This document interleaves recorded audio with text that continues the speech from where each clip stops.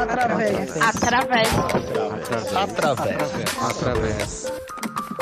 Através, o podcast.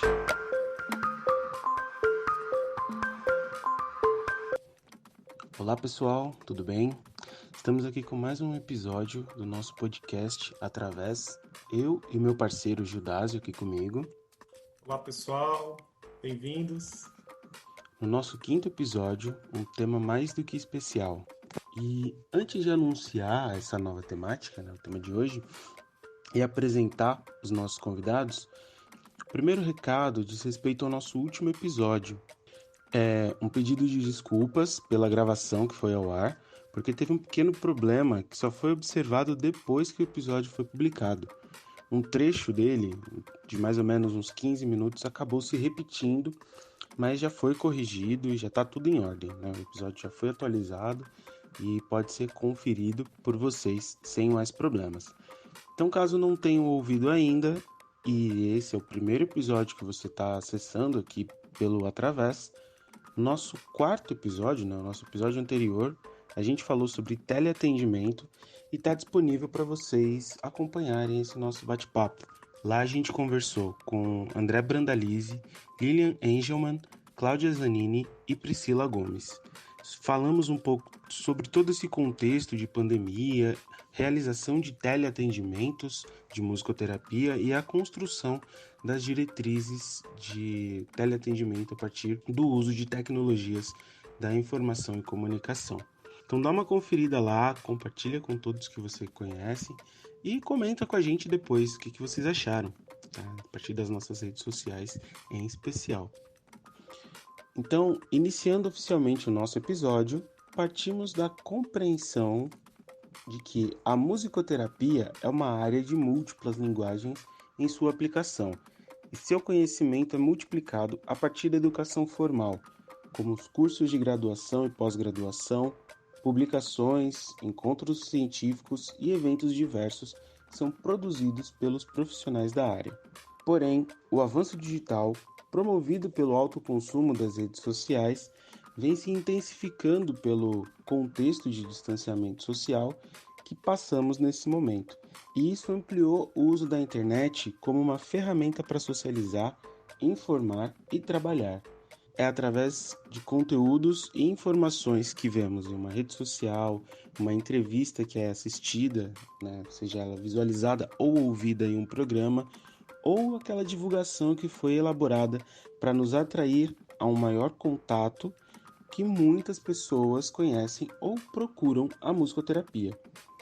No último episódio, nós conversamos sobre a prática musicoterapêutica através de tecnologias da informação e comunicação. E hoje vamos conversar sobre um dos combustíveis que fortalece essa prática, a criação de conteúdos digitais, uma prática não mais inédita, mas ainda inovadora na atuação do musicoterapeuta. E após essas reflexões, peço aos nossos convidados que se apresentem aqui pra gente. Hoje, de uma forma um pouco diferente, vamos seguir aqui uma ordem alfabética inversa, começando pela Vivi. Se apresenta pra gente, Vivi. Não tinha nada demais para falar. Primeira vez na vida que é pelo contrário. Eu sou sempre a última. Piadas à parte, tudo bem, meninos? Muito grata por estar aqui. Olá, todo mundo, sei lá, enfim, eu sou Vivi da Viola, aquela coisa toda. Grata, tô adorando o Através de vocês. Eu acho que é uma super iniciativa.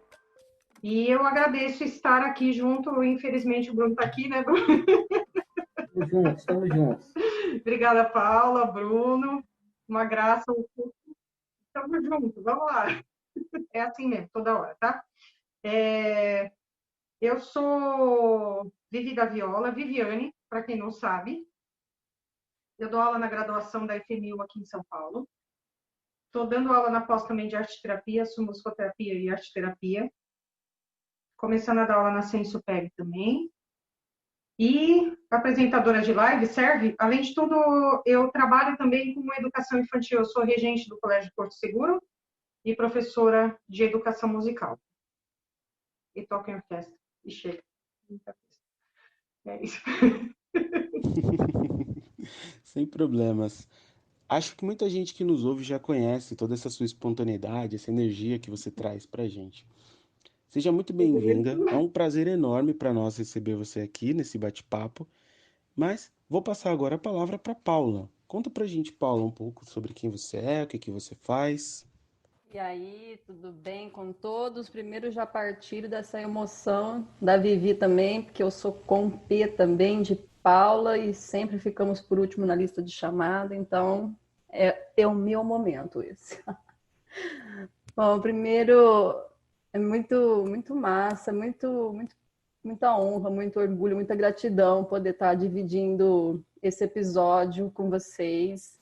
O Bruno, que eu sigo, que eu acompanho, a Vivi também, que já troquei ideia com ela até sobre arte terapia, até pela própria musicoterapia.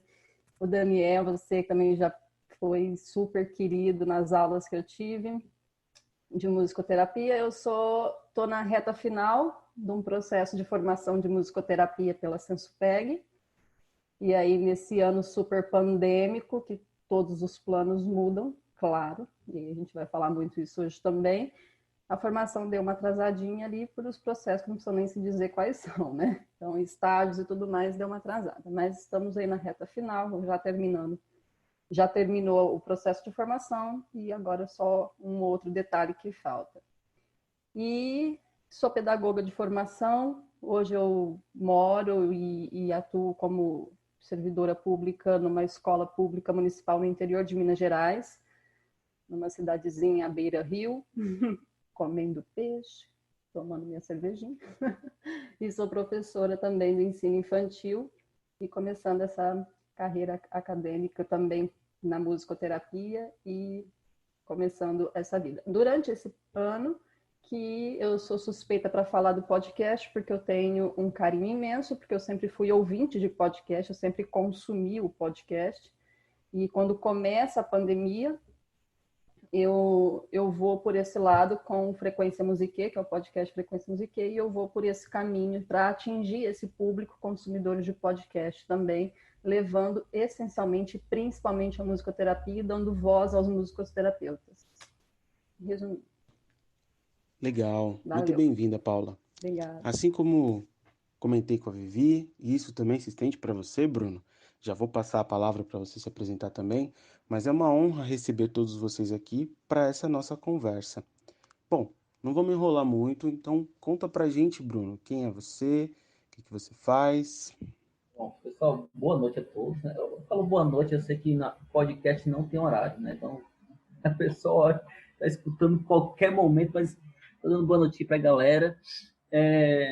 Cara, muito gratificante essa troca, né? Eu curto demais, sim, eu sou muito adepto a sempre fazer novas amizades, trocar ideias, saber o que é que está havendo, principalmente quando esse Brasil tenta se reunir em um evento, um congresso e tudo mais, sabe?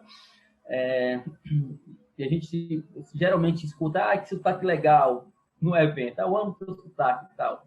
E esses sotaques, né, estão cada vez mais misturados porque essa pandemia, de certa forma, nos aproximou mais.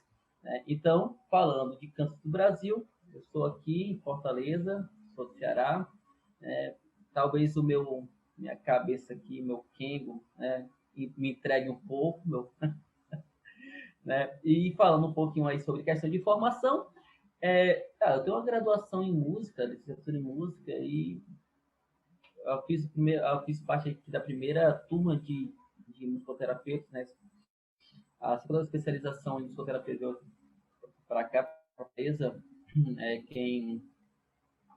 quem trouxe essa formação foi a Darlene Farias, pela Gradual, então tive a felicidade de conhecer essa ciência maravilhosa, e isso foi um encanto. Então, assim, se a música abriu janelas para mim, a musicoterapia em si abriu portões, né? Portais, ainda mais ali.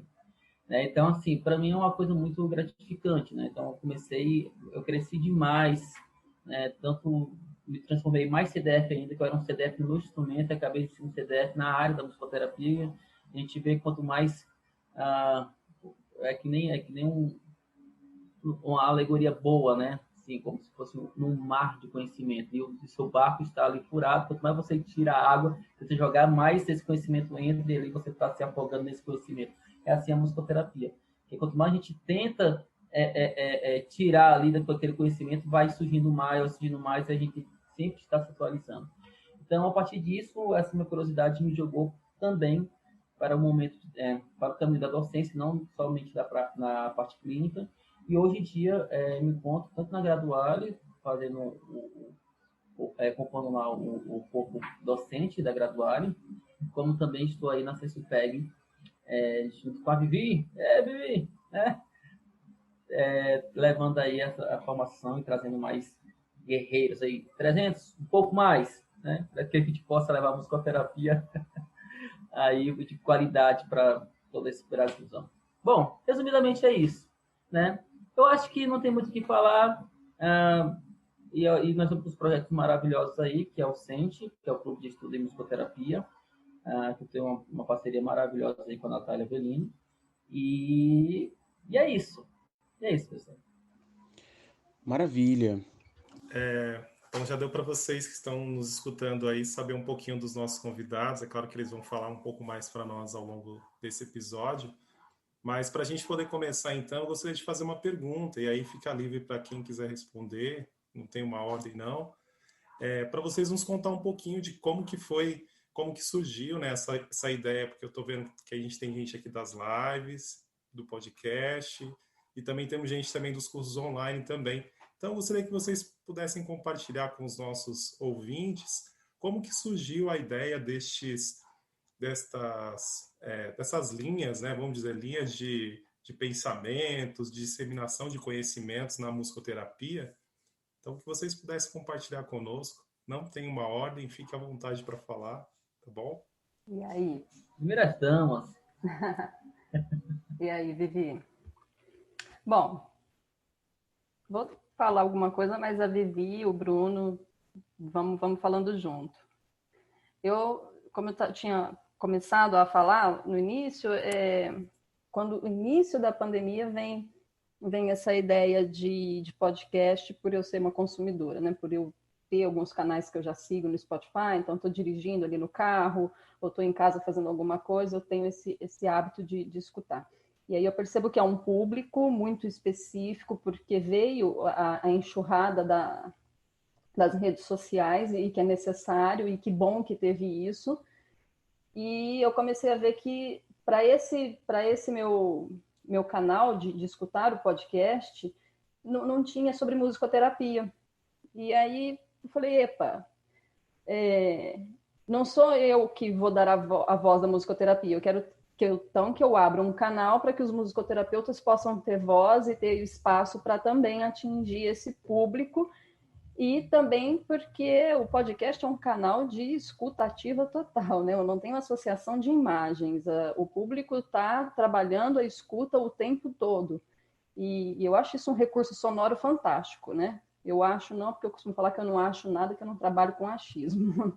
Somos da ciência, então eu acho já é uma palavra que hoje eu não gosto de usar, mas eu venho percebendo que, por ser um recurso sonoro, então tem esses dois lugares. O lugar da musicoterapia de discussão dentro de um canal que trabalha exclusivamente com a escuta ativa, a gente começar a escutar mais. E num período de pandemia, onde todas as nossas expectativas, frustrações, ansiedades e tudo aquilo que nos gera, também aprendemos a escutar mais, eu acho que o podcast traz muito essa ferramenta. Além de não existir outros podcasts até então, isso lá em fevereiro, março, abril desse ano, que não existiam sobre a temática musicoterapia, e veio a ideia de convidar os musicoterapeutas para que eles tivessem um espaço de fala ali dentro, de representatividade, e divulgar e disseminar cada vez mais a ciência da musicoterapia. Então, foi muito, principalmente por essa ideia. Se eu sabia fazer? Não. Fui entrar em grupo, fui pesquisar e fui indo atrás para poder ver que ferramenta eu usava, como ir, o que era ancoragem. Fui pesquisar, mas qualquer um consegue fazer, é super democrático, é acesso a todos, e o podcast é maravilhoso, eu sou suspeita para falar. Então, é mais uma ferramenta. Obrigado aí, Paula. Bom, primeiras damas, a dama está